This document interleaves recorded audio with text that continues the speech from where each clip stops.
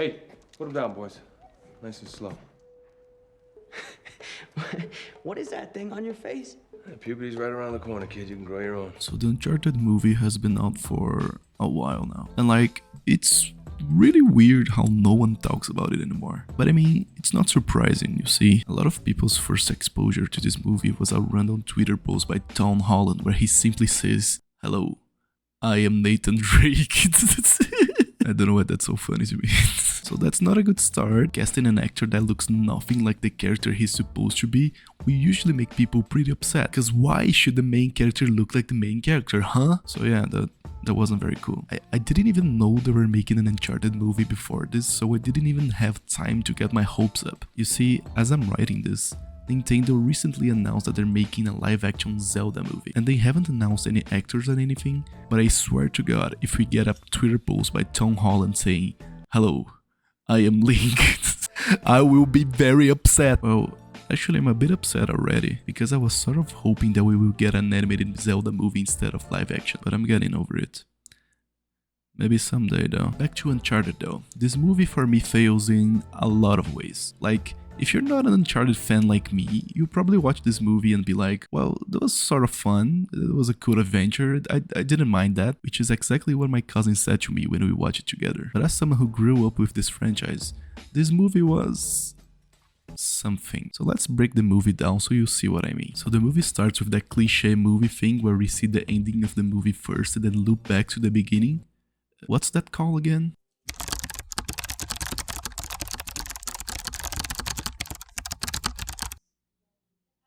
So the movie starts in medias res, and like, I know why they did this. Since no other scene in this film remotely looks like Uncharted, they decided to start the movie by showing the only scene that is a shot-for-shot recreation of the most famous scene in the franchise. I'd also like to take note of the music here, because this movie's soundtrack is kinda nothing, and this plane scene is the only scene where the music remotely sounds like Uncharted music, and in turn, this is the only scene where I felt something resembling excitement. What's weird though is that this scene makes even less sense than it does in the game. There's absolutely no way that Nate would survive this. The game at least tries to make a little bit of sense in this regard, but whatever. So yeah, we then get out of the flash forward, and we see Nate's brother. Funny how it didn't take 4 movies to introduce him this time around. What's interesting here though is that his brother's like nice, which is a nice contrast from the games where he's a huge ass. They're looking over an old map showing locations for treasures or something, and I like how Sam is all like,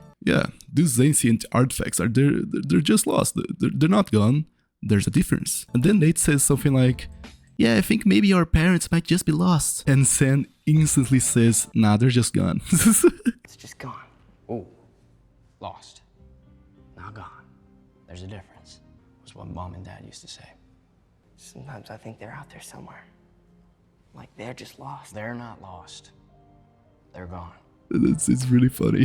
Like, this whole scene is whatever. I didn't really feel anything. It's sort of a speedrun of the whole flashback segment from Uncharted 4. And Nate's brother gives him the necklace from the games. And can I just say how much of a cliche that is? You know, the whole loved one gives necklace to protagonist and says something like, oh, as long as you wear this, I'll always be with you thing. I mean, come on guys, you can come up with something more original. But the scene ends with them doing the lighter thing from Knives Out. And that will absolutely not happen again at the end of the movie. Nate will definitely not use that trick to find out about some hidden secret later. Not at all. So yeah, we then flash forward to the present, and Tom Holland is Nate. Listen, I love Tom Holland as much as the next guy, but he's not Nate. Not only does he look nothing like him, but he also doesn't really act like him either. Well, I mean, I gotta give credit to the fact that he at least tries, which is not something I can say about the other characters in the movie. Also, Nate apparently is a petty thief, I guess. That's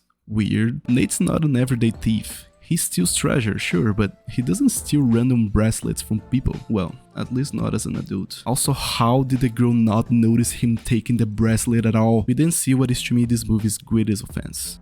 Mark Wahlberg as Sully. This is absolutely the movie's worst casting choice. Not only does he look nothing like the character he's supposed to be, but they completely miss the point of Sully's character. You see, Sully in the games is literally like Nate's adopted father. They're family, they trust each other, they got each other's back for everything. Sully's supposed to be a smart, know-it-all guy in the games. He's the sort of person that knows nothing and everything at the same time. He's not a mustacheless jerk that wants to use Nate for profit like this Sully is. Also, I just want to be clear that I'm talking about the character and not Mark Wahlberg himself. I know nothing about Mark Wahlberg, so yeah, that's it. Movie Sully only cares about money. And like, sure, Sully in the games is very much into money, but he always puts Nate first. This is literally the whole point that they explore in Uncharted 3. That game is all about Nate and Sully's relationship and their dynamic. And for me, that's one of the best aspects of the franchise. So watching them absolutely ruin that in the movie was awful. Movie Sully doesn't give a crap about Nate. I mean, he does a little bit at the end, but that's too little, too late. Also, why doesn't he have the mustache? That's like Sully's whole thing. How did they think this was a good idea at all? So Sully steals Nate's something? I forgot what it was. So Nate goes to break into Sully's apartment. And he does that super cliche movie thing where he just bumps into a guy and then magically has the keys that he had in his pocket, even though his hands didn't even touch him. So that was weird. And once he's inside Sully's apartment, Nate sees that he has the exact same map that he and his brother saw in the beginning. And they literally have the exact same conversation that Nate and his brother had in that scene. We just saw that. Why are you showing that again? Alright, smart guy. Who's this? Too easy. Ferdinand Magellan. First guy to sail around the world. Wrong. Magellan never made it all the way around. You just took all the credit. This line here shows the path that Ferdinand Magellan took to sail around the world. First guy to do it. You know your history. Yeah, only he wasn't the first guy to do it. Magellan died in the Philippines on a random beach somewhere. It was his captain. Juan Sebastian Elcano finished the trip with 17 others. Sully then tries to convince Nate to go on a heist or something, and he very unsurprisingly convinces him just by saying that he knew his brother, which will absolutely not be relevant again later. Absolutely not. I like Nate's apartment though. It looks super cozy. And then he puts on his classic necklace from the games. And they sort of treat this almost like it's him putting on his superhero costume or something. Oh, look at that. He looks just like he does in the games, except he doesn't. And the whole high speed is very much like it is in Uncharted 4, except way worse because they just sort of speedrun it. Also, there's this whole bit where Sully has a cat. I'll admit that if they did this in the games, I would have liked it, but they didn't, so I don't. No, I'm not gonna keep this thing. You're gonna shit all over my floor. We then get introduced to the quote-unquote villain of the movie, who's played by Antonio Banderas, which to me just felt like a waste of a good actor, and we'll see why later. So yeah, they succeed on the heist, and Sully gets the important briefcase in the silliest way possible. Like, come on, man. Hey, Trent. Addison wanted me to take that to the vault pronto.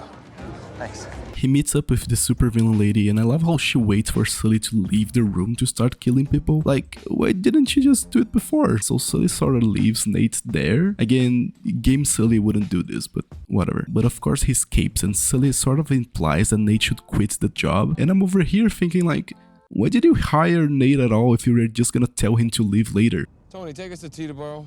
Unless you want to get dropped off somewhere else. Oh yeah, you'd like that, wouldn't you? Sorry, Sully, but I'm all in. Whatever, suddenly they go to Spain to meet up with Chloe, and she's fine. And like, she doesn't really feel like Chloe either, but it's not a huge offense like it is with Sully or Nate, so I'll let it pass. She's at least trying. So here's the thing about this movie's characters. Their whole thing is that they don't trust each other, which for me was weird because in the games, the gang is usually all buddy-buddy with each other. This trust issue literally goes on for the entirety of the movie. Like, we can have a scene where one of the characters doesn't betray the other. It literally happens all the time. Also, they keep on having scenes taking time to sort of almost develop the Antonio Banderas guy, and that's really weird considering what happens later. But we then learn that Sully is hiding something from Nate. How mysterious, and it absolutely has nothing to do with his brother.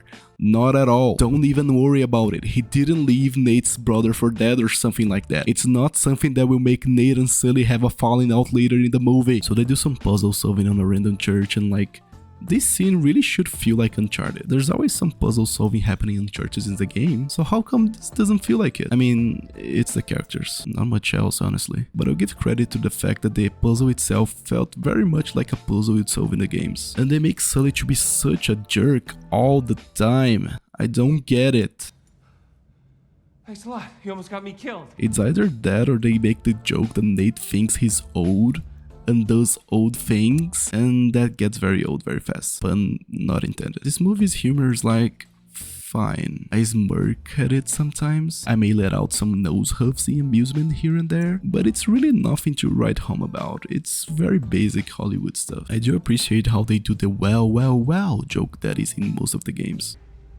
Well. So Sully somehow ends up at gunpoint on a Papa John's, and the people in the restaurant just sort of stand there watching them like, why aren't you leaving? But he then has a very kinky fight with the supervillain lady from earlier, and I forgot to mention this, but while that's happening, Nate and Chloe are exploring an underground dungeon, almost drowning. And the reason Sully was in the Papa John's in the first place was because there's like a button that will save them right away inside the restaurant, and Nate saves Chloe, and she betrays him, like right after. Again, the whole trust issue this movie is going for is super exhausting. Like, they spend the entire movie on this. It's almost like that's the main theme. But after Chloe leaves, Sully reveals that super secretive secret he was hiding from Nate earlier. Yeah, turns out that Nate's brother is 100% dead. He's totally not alive and will definitely not appear later. Don't worry about it. And this scene just shows that movie Sully is the biggest jerk ever. He's literally like, yeah, Nate, your brother's dead. Can you give me money? About you dragged me all the way out here. Let me believe that I might see my brother again because you think that I know something. Yeah. Do you? But yeah, turns out that Chloe was working for the bad guys. How unexpected. Okay, it actually was a bit unexpected. But then the supervillain lady straight up murders Antonio Banderas. Like, it's supposed to be a huge twist, but I mean, now the cool villain is gone. And we're left with this other villain that has absolutely no motivations at all. And is just sort of evil, I guess, for no reason. Like, thanks for that. So yeah, now we're back to the airplane scene from the beginning, and again, this really is the only scene that feels like Uncharted in the entire movie, and I think it's because of the music. Like I said, this is the only scene where the music sounds like it does in the games, and it really adds a lot to it. Also, Chloe's there and she drives a car out of the airplane, and I don't know why. Like, what was her plan here? But yeah, they both somehow survive falling out of an airplane, and they end up on a random beach where they meet up with the real Nathan Drake. What the hell happened to you two? Fell out of a car that fell out of a plane? Huh. Hey, you know, something like that happened to me once. You know, Nolan North once said that he knew that they cast a random famous Hollywood actor to play Nate in the Uncharted movie, and that they'd ask him to play a random guy as an Easter egg, and he said he wouldn't do it out of dignity or something. But here he is. Look at that. So they go to a hotel to chill, and suddenly Nate has these letters that his brother used to send him, like, out of nowhere. They literally didn't show him having these letters with him up until now. And look at that, Nate uses the knives out letter trick from the beginning of the movie. Look at that again, it all looped back around. How nice and smart. Thank you, movie. And then Chloe betrays Nate again. And then she leaves the movie. She just leaves. Entirely. She just pops out of the narrative. The last we see of her is just her driving away in a boat. That's it. But hey, her treason didn't really mean anything. They just sort of moves on with the adventure without her, just cause turns out that she went to the wrong place entirely, so cool. So with the information from his brother's letter, Nate finds the treasure, which happens to be 2 boats. And hey, it's just like Uncharted 4. He even does some parkour. Isn't it weird that he did little to no parkour at all in the entire movie? I thought it was supposed to be Uncharted. Nate gets inside the boat and Sully is just there, like, instantly. How? Last time we saw him, he was jumping out of an airplane, and now he just teleported there. And turns out that the bad guys also somehow found their way there. How convenient for them. So yeah, we then get to the climax of the movie, which is these 2 extremely old boats just flying, which makes no sense. They'd just be destroyed as soon as they left the ground. But I mean, I don't really care. I'm not one to judge movies on whether they make sense or not, because I mean, if it's fun, then I'll take it, man. And like, I guess this is kind of fun. They're having like a naval battle like this, but up in the air, even though the bad guys have guns and they just decide to not use them. But there's also this small scene where Nate is pretending to be the captain of the boat, and I approve of this scene. The real Nate would absolutely do this. This scene is approved. Hey! All hands on deck!